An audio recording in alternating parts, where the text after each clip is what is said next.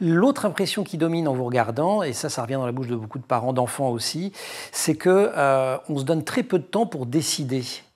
On ne s'est jamais dit, c'est peut-être autre chose, dit d'ailleurs à un moment donné Florence, la maman d'Emma. Eh bien, c'est toute cette question, effectivement, y a-t-il un caractère d'urgence ou pas? Et comment? Et est-ce que les pédopsychiatres, les endocrinologues, qui n'ont pas parlé dans le film... Alors, qui n'ont pas parlé parce qu'ils ont refusé de parler. Ah oui, tout le monde a refusé, oui. Dingue. Oui. Pourquoi?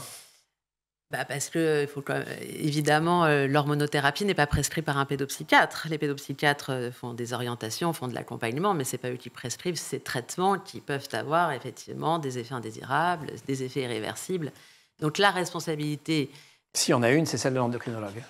C'est eux qui engagent une responsabilité médicale. C'est ça, oui, c'est eux qui prescrivent. Hein. Donc, évidemment, les pédopsies sont très mises en avant dans cette histoire. Il serait peut-être bon que les endocrinologues en parlent un peu plus. Et eux aussi, c'est-à-dire que la médecine, c'est pas la première fois que la médecine est prise avec des questions idéologiques, des questions sociétales. Mais il faut faire de la science.